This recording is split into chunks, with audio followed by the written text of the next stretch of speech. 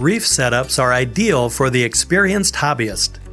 A reef aquarium brings you an up-close look at the beautiful and tranquil ecosystem found in the shallow waters of the world's reefs. If you have the passion and commitment, a reef setup may be right for you. Let's watch as we guide you through the setup of a reef aquarium. To begin, locate the aquarium in a suitable location, away from direct sunlight and drafty rooms. Use clean water to rinse your aquarium or clean it out with a damp cloth. Add a background to mask the cords that will be hanging on the back of the aquarium. It also adds depth and a backdrop for your live rock and fish.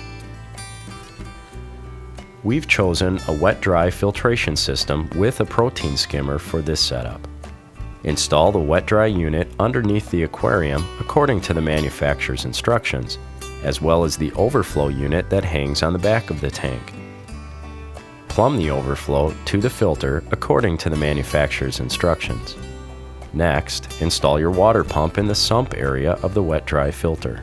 Place the protein skimmer into the sump area as well. The model we're using requires no additional plumbing or pump. Next, prepare your saltwater. Fill a 55-gallon container with clean water, preferably filtered through an RO unit, and add a dechlorinator, such as Stress Coat. Add salt mix to the water according to the manufacturer's directions. We also suggest you use a saltwater mixing kit because it includes a power head to move and mix the water and tubing to transport it to the aquarium. Use a hydrometer to read how much salt is dissolved in the water. Your goal is 1.025 specific gravity. Next, rinse your sand in fresh salt water and add it to the aquarium floor to provide a bed for your live rock. Use about 1 pound of sand per gallon of water that the aquarium holds. Fill your aquarium about 1/2 full with the prepared salt water. Place your live rock inside the aquarium.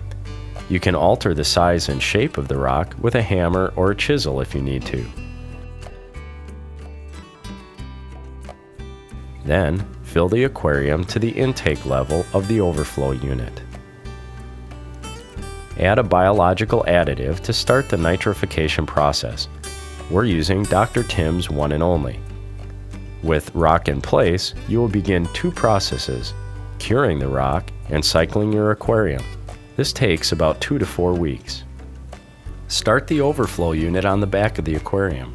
When the return pump is submersed with water, plug your equipment into a gfci outlet to start your filtration and skimming systems. Make sure your cords have drip loops. Add your heater and thermometer and turn the heater on. After 24 hours, check your water temperatures to see if your heater is set properly. An acceptable temperature range is between 72 and 78 degrees Fahrenheit. Finally, add your canopy and lighting, but do not turn on your lighting yet. Corals are photosynthetic, so lighting is an integral part of their habitat. Make sure you research the lighting needs of the species that you wish to house. During the curing phase, clean your mechanical filter often.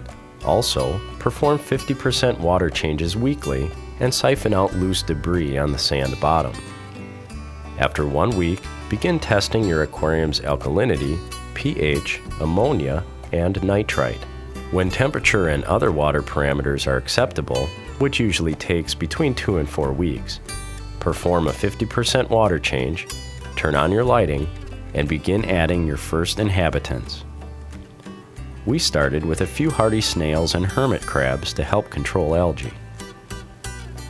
Remember to add only a few specimens at a time, and give your system 2 weeks to adjust before adding the next batch of specimens.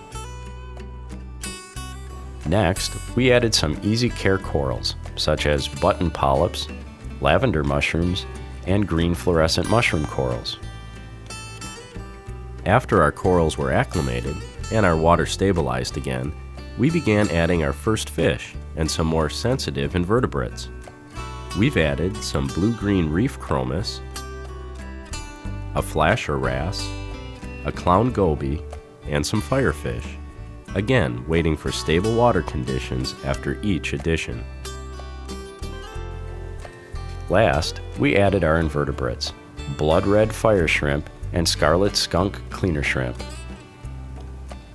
Once your aquarium is established, it's important to perform regular water testing and water changes as part of your aquarium maintenance. You can find out how by visiting our library of articles online. For more information, be sure to print our detailed instructions. Find all the products we used in this video and all our videos right here at Drs. Foster and Smith.